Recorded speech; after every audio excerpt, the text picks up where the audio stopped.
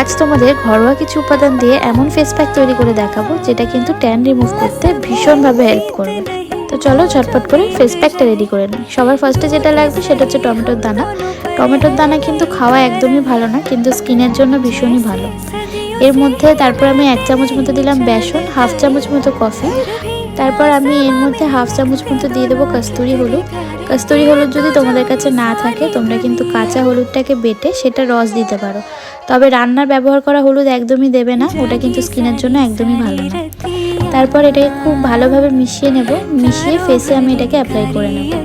এটাকে কিন্তু ফুল ড্রাই করবে না, হাফ ড্রাই করবে, প্রায় ওই 10 মিনিট মতো রাখলেই হাফ ড্রাই হয়ে যাবে। তারপরে মুখটাকে খুব ভালোভাবে ধুয়ে ফেলবে। আর ভেবো না এই প্যাকটা একদিন লাগালেই ট্যান রিমুভ হয়ে যাবে, সপ্তাহে 2 থেকে 3 দিন ইউজ করো, 1 সপ্তাহের মধ্যেই কিন্তু রেজাল্ট বুঝতে পারবে। ভিডিওটা ভালো লাগলে একটা লাইক করে দিও, আর ফেস প্যাকটা ইউজ করে কিন্তু কমেন্টে অবশ্যই জানিও।